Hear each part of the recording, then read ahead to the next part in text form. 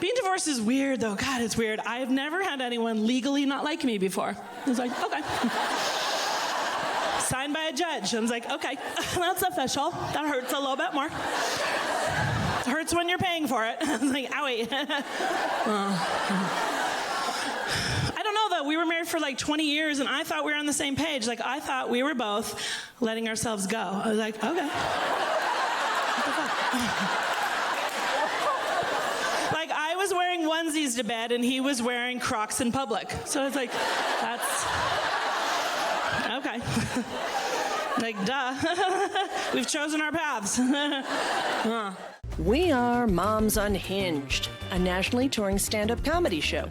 Join us in our podcast as we explore everything from motherhood, midlife crisis, marriage, divorce, online dating, menopause, and other things that irritate us. Hello, everyone. We are Moms Unhinged. I'm your host, Andrea. I have the amazing, the fantastic, the wonderful Mandy Simonson. Oh, hello. Yes, welcome. Mandy is one of our Portland-based comedians. She is so hilarious. You've got to check out her socials. We'll get to that at the end where you can find her, but she's so funny. So welcome. Thanks, Mandy, for being on. Thank you. With that good introduction, I was hoping you were going to introduce somebody else. I was like, they sound great. Oh, it's you're talking about me. They're beautiful. So I'm like, okay, she's not talking about me. All right. So fun. Thank you for having me. I appreciate it. Yes. Yeah. Super excited. You guys just got back not long ago from Alaska where you did some shows and some whale watching. We did. There's a joke in there somewhere, but we'll leave that. We did. We did one 7 p.m., regular cleanish show, and then 10 p.m. naughty business. And we can't believe how many people came out for the 10 p.m. show. They wanted dirty in Juneau. I know. We gave it to them. Yeah. Juneau's a little filthy. Juneau's a little naughty, and they were locals, and they wanted it. Yeah. It was really cool. It was very cool. So awesome. Yeah. So awesome. I love those like double shows. That's so great. Yeah. I learned a lot about Juneau. I didn't know much. I know. I hadn't either. That was our second time there. We had gone last year. It was me, Nancy Norton, and a couple of other wonderful comedians as well. Yeah, so fun. And you can only get there by plane. I didn't realize. I also didn't realize you could live a full life without a TJ Maxx. I didn't know. Apparently you can. So I was like, some people. Where do you guys get your shoes? But anyway, they seem to be doing it. Yeah. So you have been going all over with festivals and with Moms Unhinged with all kinds of shows. You're busy doing comedy, and you are now essentially a full-time comedian. Oh, I hate to say that because then I should be better. I just have the luxury of being able to do that, of putting my time into it. I'm medically retired from my former job, and so I get a retirement. So I just decided if I'm going to do this I'm 52, I started at 48. If I'm going to do this, let's do it. And I have the ability to. So I'm going for it because that's awesome. This is the time. That's awesome. Yes, it is. Anytime's the time, really. I mean, well, unless you're dead, and that 52 feels like I'm inching my way towards it. So I was like, let's get going. So. 1 foot in the grave. This will kill you faster. Well, I hope. And you have one daughter. I have two. Oh, you have two daughters. Where did I get? Listen, maybe because I don't care about either of them. Really, I don't. They're so forgettable. I do have two dogs. That's really more important. We could talk about that if you want. Yeah, two daughters, 20 and 16. Yep. Okay, yep. That's great. Yeah, that one goes awesome. to school in Colorado, where you are. Oh, Colorado nice. Springs. So a little. I don't even think I knew that. That's so awesome. Or I knew it and I forgot it. Well, that's probably more. You got a lot of stuff to keep track of. More likely. Right? More likely. Yeah, that's okay. But you alluded to your other former job, which I want to dive into a little bit more because it's so interesting. So before you got into comedy, you were a cop. I was a police officer for about 10 Police years officer. in the Bay Area. Oh yeah, you can call it cop. You can call it. Yeah. We've been called a lot of things, and cop is pretty nice. Yeah, I grew up in a law enforcement household. My dad was an Oakland police, eventually a sergeant. He was a homicide investigator, a robbery sergeant. So it was sort of part of my life growing up. I pretty much thought I was an officer of the law growing up. I mean, I was a substitute crossing guard in 5th grade, so that really sealed the deal. And I felt pretty. There's a lot of power in that. There's a lot of power in crossing. I was a crossing guard for a while, and I'm telling you, it went to my head. I kept the vest. I'm giving. I wanted to keep the stop sign. Right. I really did.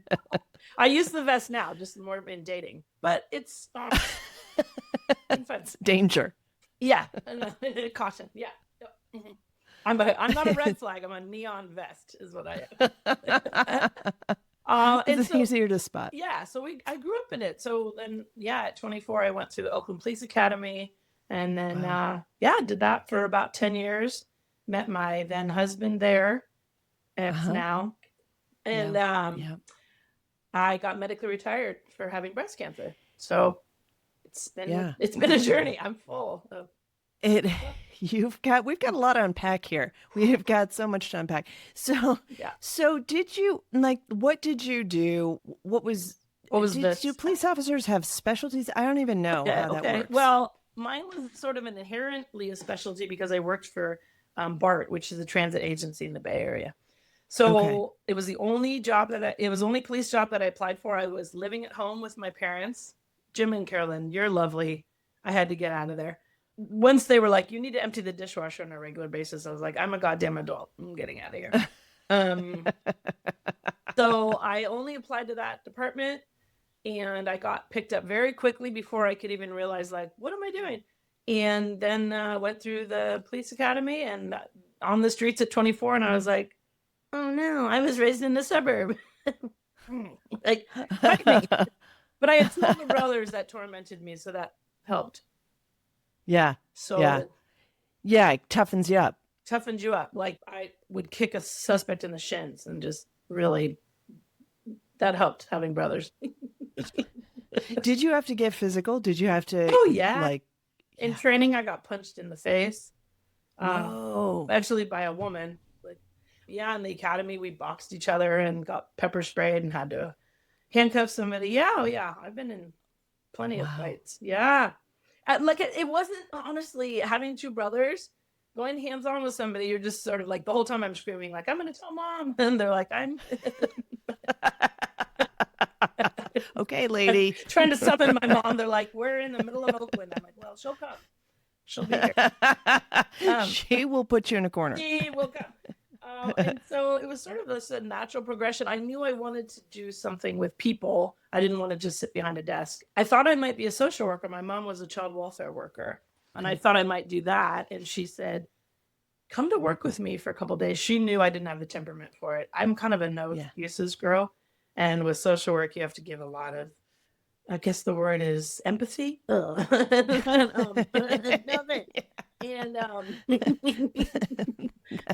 they don't get paid enough. Apparently there's reflective listening. I was like, let's cut to the chase. Get your shit. Reflective. Yeah. And yada, yada, yada. Yeah. I'm like, is this reflective? Like, blah, blah. And she had to get her master's degree for that. And I was like, well, I'm not going to school to get paid less than a police officer makes. Right. So, I ended up just doing it at 24. I loved it. I really liked that job. Yeah. I mean, I love interacting with people that I would never normally come in contact with. Like, I was a sociology major. Like, I'm a total people person. I love subcultures. That's probably why I love travel too. I just love learning about a new culture. It's my favorite thing to do. And, you know, with a transit agency, you don't have to go into people's homes as much, which was nice. So I didn't have to deal with the domestic violence the same, which I really didn't want to. So that would be hard, especially as a woman. I think I would. And so we patrolled. We had a couple beats on our station. I'm going like this because it's linear. It was linear. And then I worked a special assignment for 2 years where I rode trains with like 8 other guys. I was the token girl, got to do some undercover stuff. Oh, wow. Wearing a little hat and a Disney backpack and like putting lip gloss on the train to drawing like a sexual assault guy. I was like, I've turned on this whole train and I have shiny lips. Is this what we're trying to do? Wow. Yeah. That's so interesting. Yeah, it was fun. It was cool. Yeah. Yeah. And now so when did you have were you working as a police officer when you had kids as well? Yeah. So I was pregnant with my oldest, who's 20 now. And I hadn't even gone off work yet for maternity leave. And I had her at 30 weeks. So 10 weeks premature. Early. Yeah. And then I went from that. She was in the hospital for 2 months, brought her home for 3 months, and then got diagnosed with stage 3 breast cancer. Oh my gosh. I'm like, this seems busy. Wow. Is this what everybody's doing? Wow. Yeah. Oh So my it was gosh. a busy time. I'm sort of the kind of person that's like, well, all right, here we go. I'm like, let's get through the crap to get to the good stuff. So it was like, get through this. But it was stage 3 breast cancer, and it wasn't, so got some new boobs out of it. Yeah. Yeah. So you've got a little baby at home and you're having to go through all that medical stuff. Chemotherapy, that's wild. And mastectomy, and then reconstruction. And yeah. So that's one way to raise an independent kid. Yeah. Bring your playpen. I'm getting chemo. I'll be back. And so, yeah, it was, I just don't know any other way. So. Right. Well, it's good. I mean, like, obviously there's, you are a pretty, just very resilient person. So, I mean, that's a huge thing because a lot of people would get super overwhelmed with all of that. And, what are you going to do? Probably, seeing. Yeah. That's why it's so fun to talk about it on stage now, because I can just give cancer the middle finger the way it deserves to get. And it's so fun to be irreverent about it because screw that. I was never going to I did think at one point that I might die from it. I was like, oh man, this is not as fun as I had imagined having a baby. But then I was just like, that's not my story. And I kind of just never even took it into my psyche. I never asked for my stats or anything.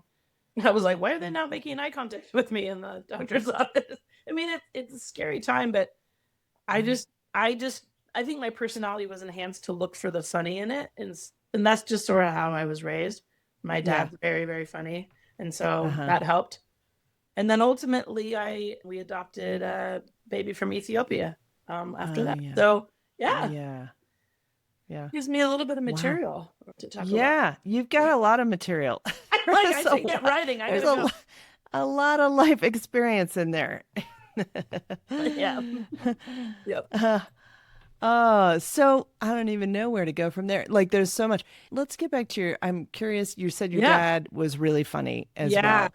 Yeah. So is that where you've got your sense of humor from? I guess so. I mean, I like to think he got it from me, but that's not really how it works. Like he would be carrying one of us.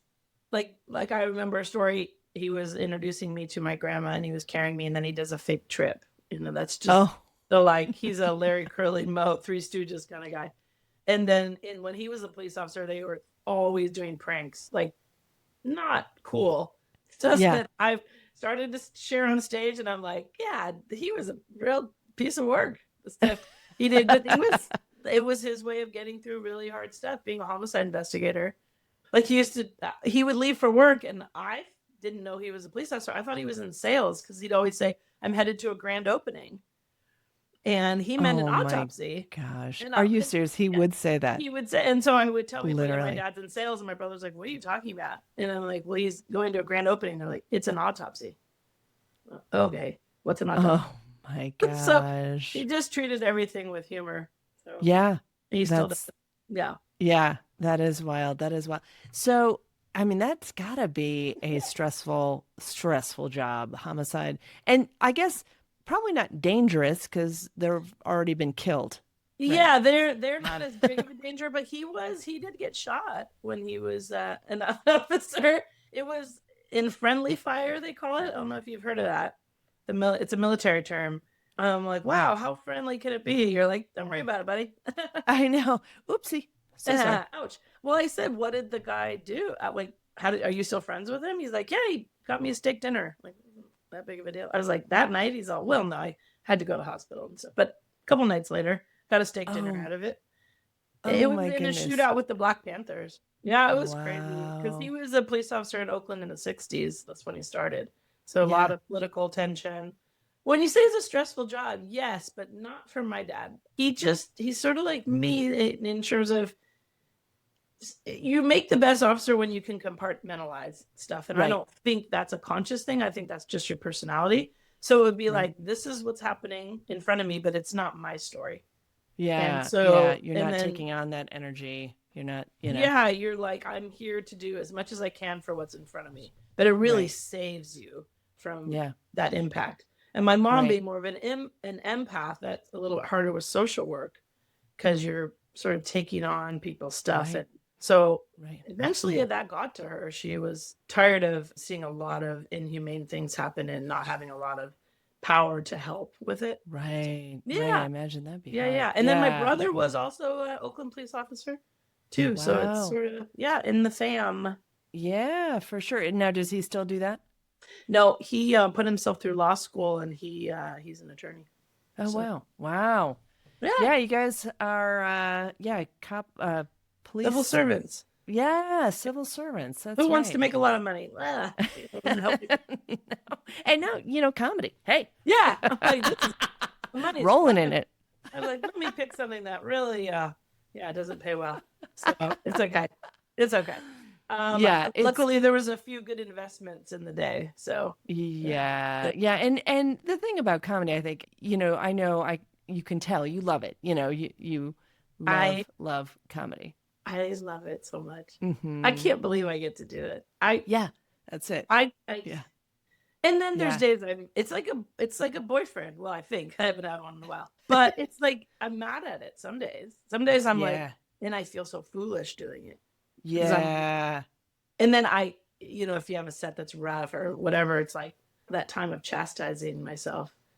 And I've really had to put in some boundaries of, I get this amount of time and then it's done. And because I can have days of, you fool, what are you doing? You wallow in it. I know. That's like the old for school. Sure. Yeah. Old school. And then I'm like, hold on, I don't get paid enough to chastise myself. But if you want to be good, you got to work hard. And that is hard. It's for sure. It's hard. I was just at a show. I was just at a show where someone was really upset because he bombed. And I was like, you know what? This is what we've signed up for. We have signed up for this.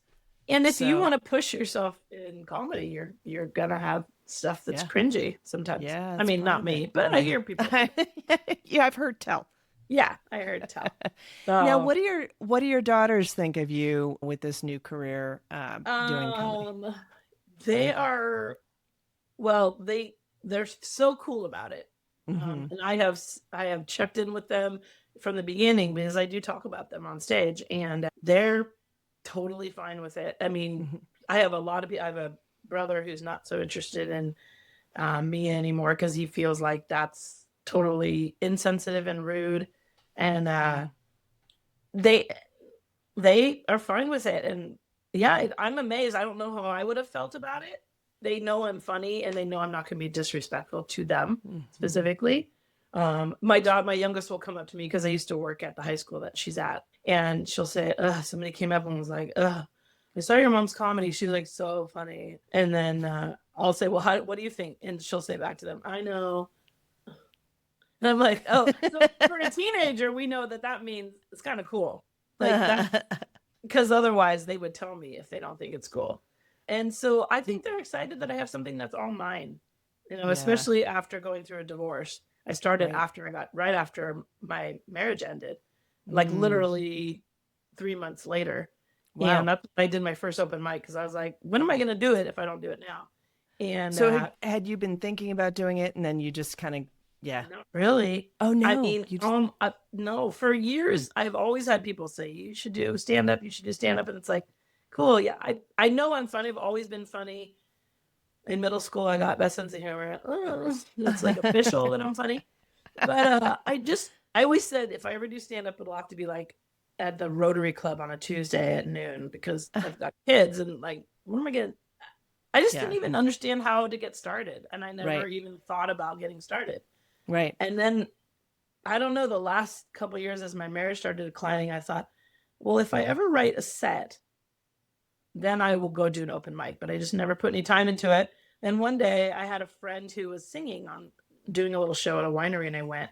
I thought, well, I know her and she's pursuing her dream. Why can't I do it? Why can't I? And I wrote a set on a mask. I actually have them framed right above me. They're up there. That's awesome. And I went and did an open mic the next day, and it was literally one of the best days of my whole life. I mean, that's the story that it's so silly, but it clicked, and I thought, this is it. This is, and I mean, it's a little embarrassing to say because it's like, who knows what it'll lead to, and maybe I'm not that good, and maybe this, but for me, it was the start of this journey that I knew I needed to be on. And I've never been so sure of anything in my whole life. It's the weirdest feeling. It's hard to admit, but it's sort of this current that's been taking me.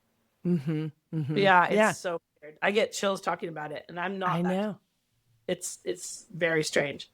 Yeah, I love that. That it just everything clicked into place.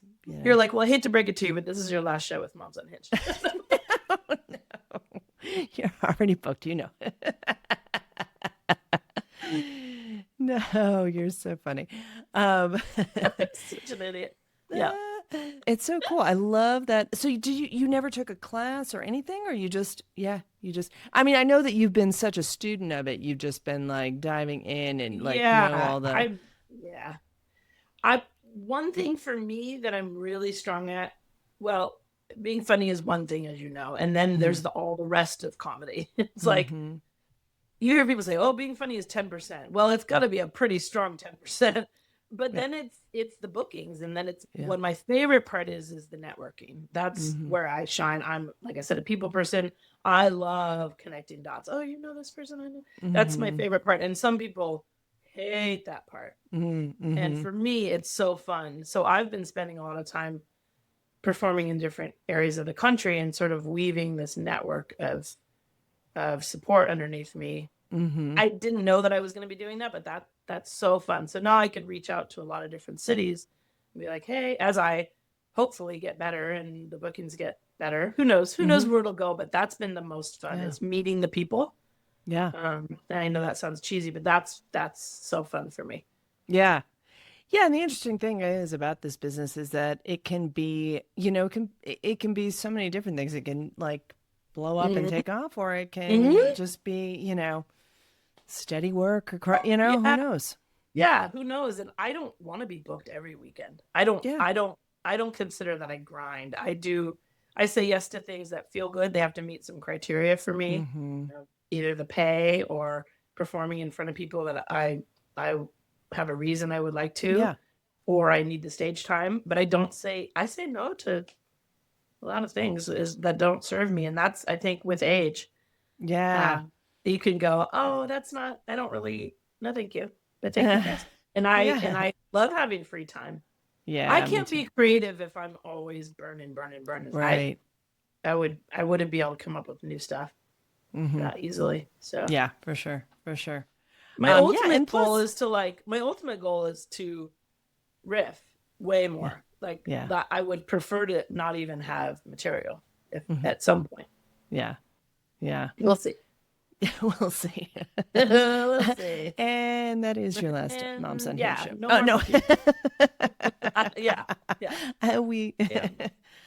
And you still have a daughter at home, so as far as like saying no to things, you're still in it a little bit,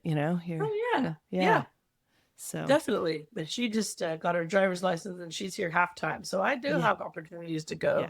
That's great. And do what I need. Yeah, that's really great. I don't know. Yeah, sometimes I'm like, is divorce bad? I know we've been on shows together and we're like,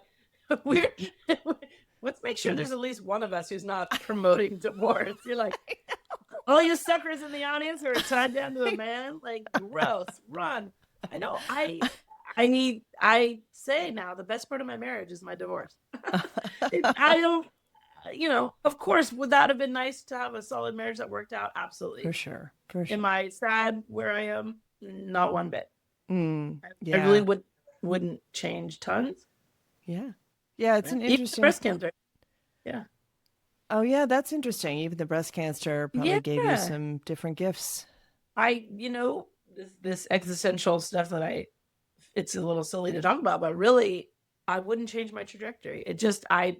But I'm a lover of life. I'm a gratitude in my attitude kind of person, and I like where I am, and I couldn't be here without the path that I'm on. And really being a breast cancer survivor gives me a lot of mental license to say, I'm going to say yes when a trip comes up that I want to do. Right. I'm like, well, what am I waiting for? So Yeah. I don't want to change that part. Yeah. Yeah. Yeah. That is such a good point. Such a good point. So one thing I like to always ask our guests here is about an unhinged mom moment. Could be with your kids, with your parents. When did things feel a little unhinged other than all the time? But Oh yeah. Well, my youngest daughter is adopted from Ethiopia, and she is, of course, awesome. But she and I have had our challenges. Woo, doggy. Good Lord. And I have no worries that she's not going to do fine in life, because she can stand up when she needs to. It's mostly to me, but it's been good practice. And I think she was like 7, and I was letting her know kind of close to her face that, we don't lie. She told a lie about something, and she just went, "Did you eat onions at any point today?" What? Like, what? And she was like, kept going like this while I was trying to like scold her about lying. And finally, I'm like, okay, I had a Greek salad. And she's like, yep, that's it. Was like, are you kidding me? Like, she could have said, like, you're not my real mom, but she went for halitosis instead. I'm in so much trouble. And God bless it. She's so smart. Like, thank God the older one's a little dumb. No, she's not. But when your kids are so smart, you just can't get away with anything. Yeah. They will find the angles. They'll find whatever they can, the loopholes, comebacks. Man. And so I recommend to women that are dating is like, find a dumb guy, because that's likelihood is you get a dingbat for a kid, and that's better. So you can tell them Christmas has been canceled. School starts in July. Whatever you need to do. But, she's given me a run for my money, but in turn, I have learned so much about needing to adapt to different personality. There's the lessons in there, but when she did that with the onions, I was like, I am ill prepared for this child. I am screwed. I think I would have probably. I think my kids could see in my eyes when I was getting so crazy. Yeah. Like, I literally would feel fire in my eyes. Yep. I probably would have lost it. Yeah. I would.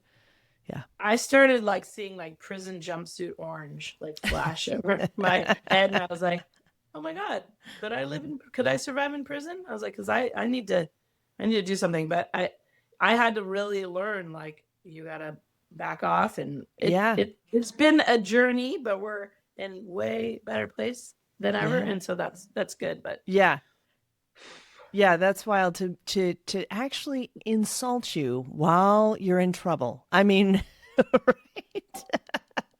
We're going for the insult. Yeah. Oh, that's bold. That is bold.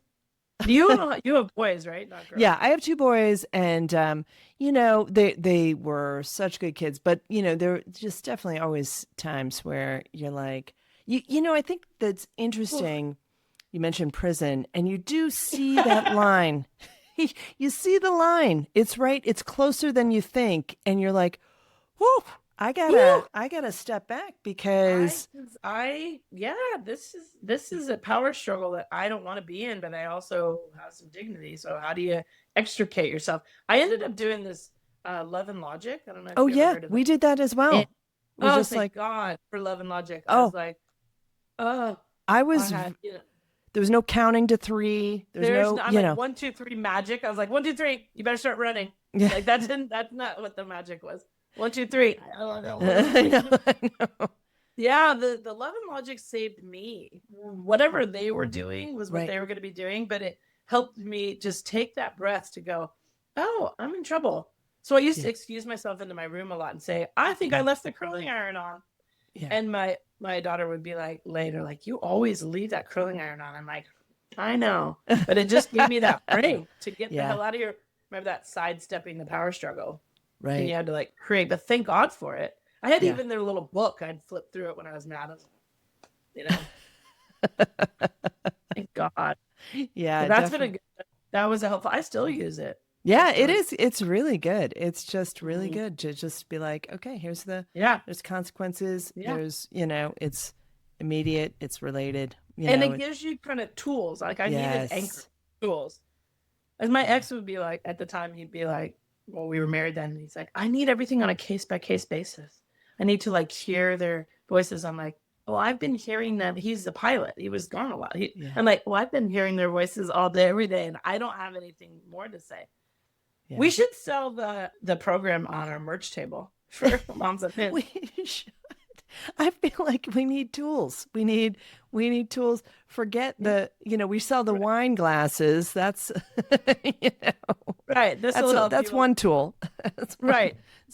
Read this while you're drinking out of our cozies on Wine Fest. It's like a little 2-for package. It's like a bundle. They always thinking. Always thinking. That is so fun. Mandy, this has been so much fun talking to you. You're hilarious. And why don't you tell people where they can find you, connect with you, all that stuff? Woo! I mostly my Instagram page is huge for what I'm doing. I try to post shows. I'm kind of all over the place. I've got my second round, semi-final round of Portland's Funniest Person, August 13th. So that it's a tight 5. So I'm doing that. I have I'll be in the Bay Area. I'm just got a guest spot there. I don't know, all over, up and down. Great. I don't remember. Yeah. I try to take the summer kind of lighter because. Yeah. Well, and we'll link to your Instagram and whatever other socials in our show notes, everything, so people can follow. Thanks for having me. Pleasure. Thanks for listening, and make sure you subscribe, share, and follow us on the socials to get more comedy clips.